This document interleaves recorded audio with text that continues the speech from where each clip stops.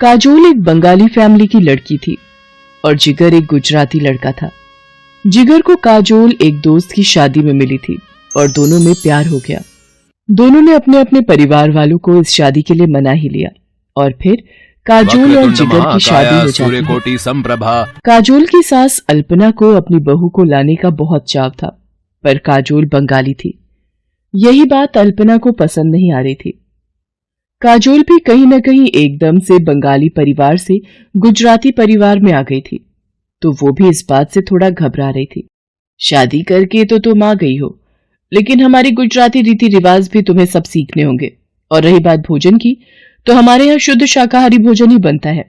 तुम्हें चावल और मच्छी खाना छोड़ना होगा। माँ, मैंने काजोल को पहले कह दिया था कि हमारे घर पर शुद्ध शाकाहारी भोजन ही बनता है और इस बात से काजोल को कोई ऐतराज नहीं है।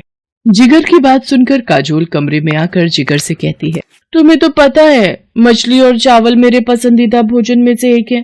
अब तुम ही बताओ, मैं ये सब खाए बिना कैसे रहूंगी। आज सुबह भी नाश्ते में मेरा पेट बिल्कुल भी नहीं भरा। वही ढोकला थेपला कैसे खाऊंगी मैं ये सब रोजाना। तुम ही बताओ मिहिर। काजोल, तुम जानती हो ये शादी हम दोनों की सहमति से हुई है, तो हमें इस शादी को आगे बढ़ाने के लिए कहीं ना कहीं तालमेल तो बिठाना ही होगा। अच्छा, मैं ऑफिस निकल रहा हूँ, शाम को जल्दी आ जाऊंगा। मिहिर ऑफिस चला जाता है। ऐसे ही कुछ दिन बीत जाते हैं। एक शाम अल्पना काजोल को कहती है, काजोल, मकर संक्रांति का त्योहार आ रहा है, घर में मेहमान भी आएंगे। इस बार मकर संक्रांति की सारी तैयारी तुम्हें ही करनी है और हाँ, खिचड़ी का प्रसाद भी तैयार करना है। अब ये सब कैसे करूंगी? मैंने तो कभी ये प्रसाद वाली खिचड़ी बनाई ही नहीं। माँ को फोन करती हूँ। अरे तू चिंता क्यों कर रही है काजोल, मेरी सहेली सेजल भी गुजराती है, उससे पूछकर मैं तुझे सब बता दूंगी। तू एक काम कर, मैं तुझे उसका फोन नंबर दे देती हूँ, तो उससे फोन पर बात कर लेना।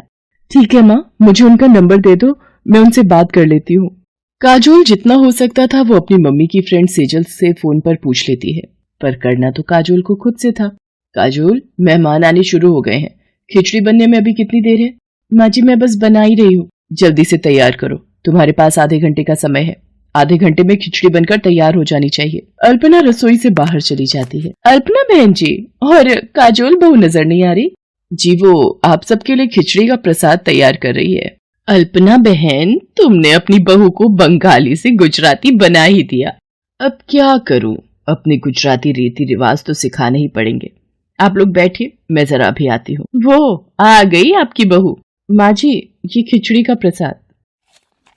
खिचड़ी तो बड़ी स्वादिष्ट बनाई है काजोल बहू। हाँ, ये तो सच है, प्रसाद बहुत बढ़िया बनाया है, बिल्कुल गुजराती तरीके से। यूट्यूब पर सही दिखाया था। हींग जीरे का छौंक, हींग जीरे की खुशबू से खिचड़ी और भी स्वादिष्ट हो गई। सब मेहमान बहुत खुश होकर जाते हैं, पर अल्पना अभी भी सुकून में नहीं थी। मुझे पता है, आज तुमने अपनी मम्मी की सहेली से पूछकर और यूट्यूब पर देखकर जैसे तैसे प्रसाद की खिचड़ी बना ली, पर अभी इतना खुश होने की जरूरत नहीं है। आगे अभी हमारे और भी रीति रिवाज हैं जिन पर ध्यान देने की बहुत जरूरत है। एक प्रसाद की खिचड़ी बनाने से तुम गुजराती नहीं बन गई हो। अल्पना की बात सुनकर काजोल बहुत दुखी होती है और कमरे में आ जाती है। तभी जिगर भी आ जाता है। अरे तुम माँ की बातों को दिल पर मत लिया करो, उनका स्वभाव ही ऐसा है। अच्छा, एक काम करो, तुम मेरे साथ बाजार चलो, मैं तुम्हें तुम्हारी पसंद के बंगाली रेस्टोरेंट से तुम्हारी फेवरेट डिश खिलाता हूँ। नहीं नहीं, हम बाजार का कुछ क्यों खाएं? क्या तुम मेरे हाथ की बनी गुजराती खिचड़ी नहीं खाओगे? अरे हाँ, मैं तो भूल ही गया था, तुमने तो आज खिचड़ी बनाई है। जल्दी से गरम गरम खिचड़ी लेकर आओ और ऊपर से थोड़ा देसी घी भी डाल देना। अल्पना और काजोल का रिश्ता इसी तरह से चल रहा था। अल्पना के मन में काजोल के लिए खट्टी मीठी तकरार का सिलसिला अभी भी कायम था। ऐसे ही एक दोपहर अल्पना धूप में अचार और पापड़ सुखा रही थी। तभी उसकी पड़ोसन मनोरमा घबराई हुई आ जाती है। अरे अल्पना बहन, वो मैंने तुम्हें बताया था ना, मेरी बेटी प्रख्या जिस लड़के से प्यार करती है, अरे उसी के ऑफिस का वो लड़का, उसके घर रिश्ते की बात चल रही थी। वो लोग शाम को शगुन लेकर आ रहे हैं। तो ये तो बहुत अच्छी बात है मनोरमा बहन, पर तुम इतना घबरा क्यों रही हो? घबराने की बात यह है अल्पना बहन कि लड़के वाले बंगाली हैं और हम लोग गुजराती।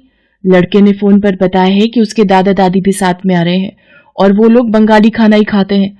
और लड़के ने कुछ पसंद की चीजें भी बताई हैं जो परिवार के लोगों के लिए बनानी है। कुछ समझ नहीं आ रहा बंगाली खाना कैसे बनाऊंगी, और प्रख्या को भी बंगाली साड़ी ही पहनकर तैयार होना है। अगर आप कहें तो मैं आपकी कुछ मदद करूं आंटी जी? देख नहीं रही हो मनोरमा बहन बड़ी परेशान है, तुम क्या भला मदद करोगी इनकी? अरे हाँ अल्पना बहन, तुम्हारी बहू भी तो बंगाली है। काजोल बहू, फिर तो बंगाली रीति रिवाज बहुत अच्छे ढंग से हो जाएंगे ना, कोई कमी तो नहीं रहेगी। आंटी जी, आप प्रख्या की सगाई की जिम्मेदारी मेरे ऊपर छोड़ दो, मैं सब कुछ संभाल लूंगी। काजोल जो बंगाली साड़ी अपने दहेज में लाई थी वही प्रख्या को पहनाकर तैयार करती है। लड़के वाले प्रख्या को बंगाली तरीके से तैयार देख बहुत खुश होते हैं। तरह तरह के बंगाली व्यंजन जब मनोरमा परोसती है तो सब बहुत वाहवाही करते हैं। मनोरमा लड़के वालों को काजोल और अल्पना से मिलवाती है। प्रख्या की सगाई का फंक्शन बहुत अच्छे से निपट जाता है। लड़के वालों के जाने के बाद मनोरमा काजोल से कहती है, काजोल बहू, आज तुमने सचमुच मेरी बहुत सहायता की है। थैंक यू बेटा। आंटी जी, इसमें थैंक यू की क्या बात है, प्रख्या मेरी बहन जैसी है। अल्पना, तुम्हारी बहू सचमुच गुणों की खान है, तुम्हें अपनी बहू पर गर्व होना चाहिए। काजोल जैसी संस्कारी बहू जिस घर में भी जाती है उस घर को स्वर्ग बना देती है। शायद तुम ठीक कह रही हो मनोरमा, मैं काजोल के रूप में कोहिनूर हीरा पहचान ही नहीं पाई। काजोल, आज तुमने सचमुच मेरा सिर गर्व से ऊंचा कर दिया। अल्पना काजोल को गले से लगा लेती है और उस दिन के बाद काजोल और अल्पना के बीच कभी कोई मतभेद नहीं होता। ये देखकर जिगर भी बहुत खुश था।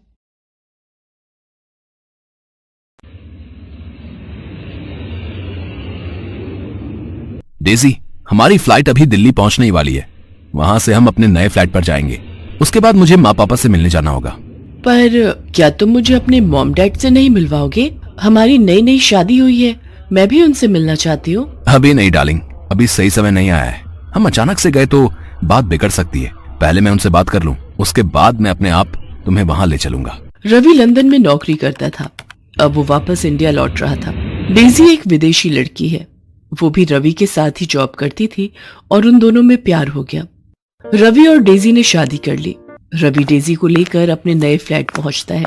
डेजी, तुम हाथ मुंह धोकर फ्रेश हो जाओ, मैं माँ पापा से मिलकर थोड़ी देर में आ जाऊंगा और खाना भी घर से ही पैक करवा लूंगा। रवि डेजी को फ्लैट में छोड़कर अपने घर पहुंचता है। उसे सामने देखकर उसके माता पिता बहुत खुश होते हैं, पर कोई और भी खुश था जो दरवाजे की ओट से रवि को देख रहा था, और वो थी रवि की पहली पत्नी शोभा। शोभा एक सीधी सादी लड़की थी। रवि 3 साल पहले जब लंदन गया तो जाने से पहले ही उसकी शादी शोभा से करा दी गई थी, पर रवि शोभा को बिल्कुल भी पसंद नहीं करता था। इसका कारण यही था कि शोभा गांव की लड़की थी। अच्छा हुआ तू वापस आ गया, अब शोभा के साथ आराम से रहना। तुम दोनों को तो बिल्कुल समय ही नहीं मिला एक दूसरे के साथ रहने का। अरे जानकी, अब इसने कहाँ जाना है? अब तो इसने अपनी पत्नी और होने वाले बाल बच्चों की जिम्मेदारी ही संभालनी है। माँ जी, मैंने इनके लिए खीर बनाई थी, मैं ले आऊं? हाँ हाँ बहू, इसमें पूछने वाली कौन सी बात है। विदेश में तो वैसे भी इसे खीर खाने को नहीं मिलती होगी। तुम दोनों आराम से बैठकर खाना खाओ और बहू, हमारा खाना हमारे कमरे में ही दे देना। चलो जी, इतने दिनों बाद बेटा आया है, दोनों को एक साथ बैठकर बात करने दो। मौका अच्छा है, शोभा से खाना पैक करवा लेता हूँ। ये लोग खीर खाकर बताओ कैसी बनी है। शुभा, खीर तो बहुत लाजवाब बनी है। वो मेरा एक दोस्त मुझसे मिलना चाहता है, क्या तुम उसके लिए भी थोड़ा खाना और खीर पैक कर दोगी? उससे बहुत समय बाद मिल रहा हूं, तो तुम्हारे हाथ का खाना भी खिला दूंगा।